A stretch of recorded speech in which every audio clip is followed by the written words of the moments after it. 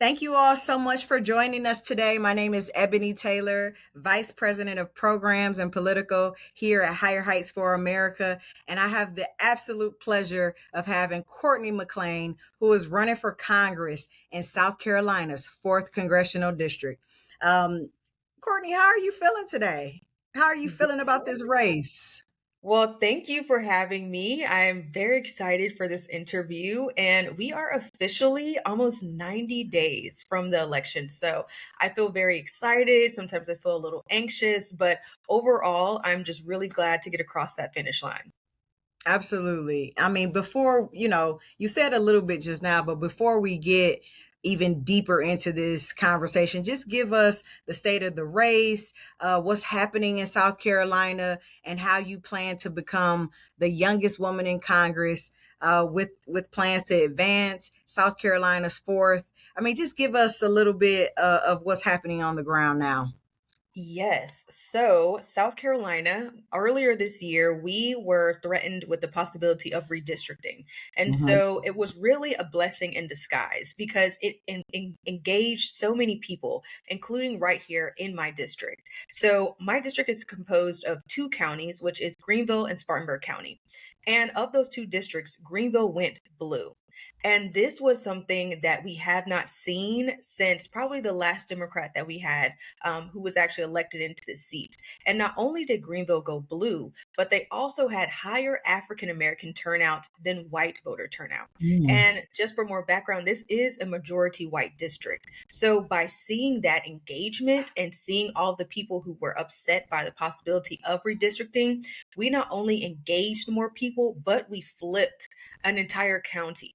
And so Wonderful. that is something that we know now that we have these voters who are out and now they are engaged. They're paying attention because they understand the stakes of this election. And so we have been going to churches every single Sunday, going to the Bible studies. We're also reaching out to other minorities as well who've been looked over. We have a large South Asian population, our Latino population, and engaging people and letting them know that this election, you have the power to not only flip this seat, but to finally put representation in DC that is going to work for you. Yeah.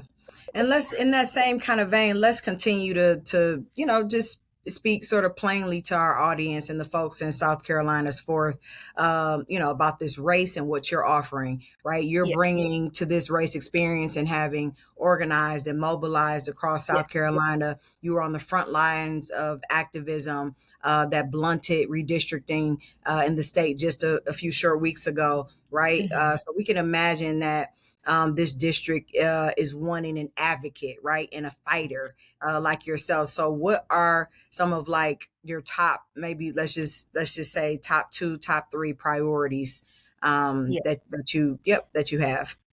Yes. So one of the biggest priorities, especially within Spartanburg, we have a $2.8 billion data center that is being built literally feet away from residential homes. And so Yeah. this is a problem that has galvanized thousands of people across the county and really people wanting to see not only them stopping this data center from being built, which it currently is being built and is asking to actually get even more power and even more land.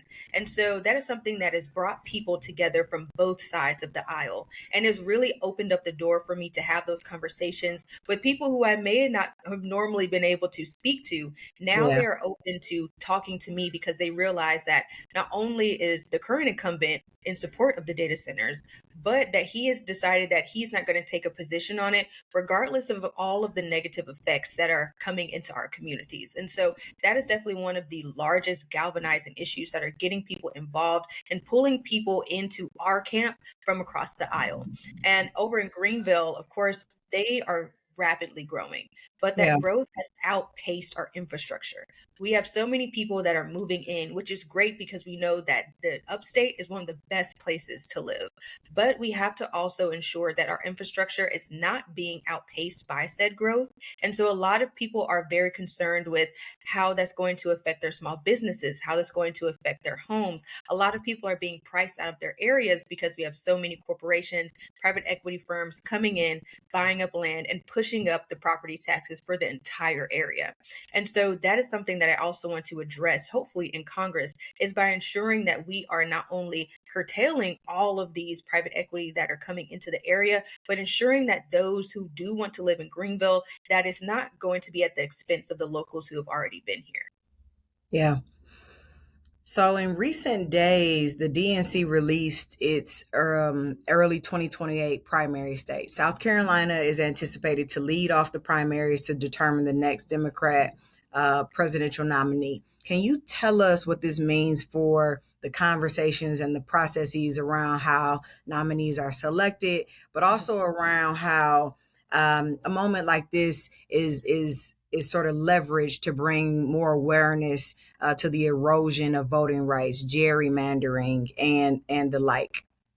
Yes, South Carolina, we have been counted out for so long. And this year, we have an amazing slate of candidates. For the first time in about 3 decades, we have Democrats running in every single seat, from the top of the ticket to the bottom of the ticket. And that was intentional on our party's part to not only increase engagement, but to also galvanize resources to build that infrastructure for when 2028 does come around and we are first in the nation, that we will not only be able to be that launching pad for all of the presidential hopefuls, but that our candidates running right here in South Carolina, that we will be able to be self-sustaining as well. Right now, a lot of us are operating with our own resources because, Yeah, again, we are in those starting pots of getting new donors to actually pay attention to South Carolina. So being first in the nation brings that attention, but it also brings the needed resources because we are right next door to Georgia. That's purple. We're right next yeah, door to North Carolina. That is also purple. But what we haven't gotten is the same amount of resources and the same amount of interest in being able to flip our seat or to at least turn it purple as well. So I'm hoping that being first in the nation, that it brings that attention, it brings the awareness, and that it makes people invest in the potential of South Carolina because it certainly is here. yeah. And keeping with that, South Carolina and your district specifically lean Republican. Mhm. Democrats like yourself see this moment as clearly an opportunity, right? The president's approval ratings are down, affordability and healthcare access are on the forefront or at the forefront, and voters want more benefits and resources and less yippity yappity, less talk, Yeah. right? You are a proven champion, as we talked about before, but you're a proven champion of the people and the issues. So how do we get Courtney McClain to Congress to do the job, and what support is needed, and how can this community of listeners, the folks who are listening right now and others, how can we help you get across the finish line first? Yes. So the first thing would be if you're able to help financially. We are a 100% grassroots campaign, which means that we're not taking the corporate PAC money that, would usually launch us into that $1 million range. So we are really focused on ensuring that we get not only support from the community, but support from anyone around us who is willing to give, if you want to max out at 3,500, or if you just want to give us $5. $5 helps us reach people not only on their cell phones, but it also helps us to buy literature. So no Mhm. amount is too little. And that is something that we really need, especially going into the election, because the current incumbent has been endorsed by Donald Trump. So that's something that Mhm. they're going to use to their advantage.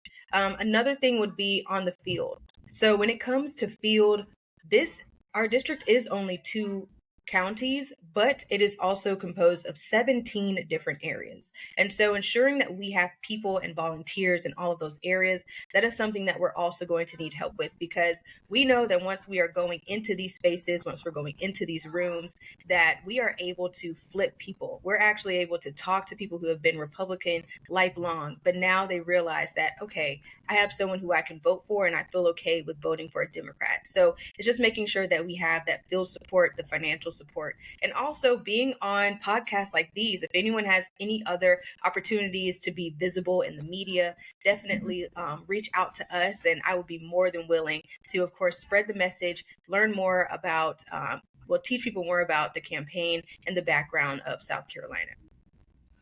Okay, let's end. Thank y'all. Y'all heard it directly from Courtney McClain, running for Congress in South Carolina's 4th Congressional District. Please support her in all the ways that she has mentioned. Find her online, find her on social media, please, and give all the support that you can. Courtney, let's end on a super, super high note, but also a super, super quick note, right? And can you tell us what your hype song is and what your favorite restaurant is in South Carolina's 4th Congressional? I would say my hype song right now has been Lift Off with Jay-Z, Beyonce, and that my favorite, oh gosh, there's so many good restaurants. I know it's the Um, hard one. I came across a new restaurant recently called Rosa's, and they have amazing empanadas and yuca Mm, fries. So mhm. that would be my favorite right now. Yes. Okay, cool. Well, listen, next time I'm in South Carolina, I'm gonna hit you up. I'm gonna say, what was Yes. that restaurant again? So I can get those yuca fries.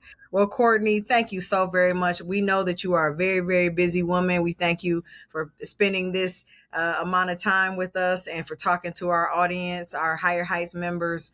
And we are wishing you all the best on your journey through completion and getting through that finish line first. So thank you so much for being a Black woman who leads. Yes. Thank you so much for creating this space and for your support. Absolutely. It is Higher Heights' honor to support you and other Black women who are doing the tremendous work, doing the hard work of running for office. It's no easy task. So we Yes. thank you. Thank you.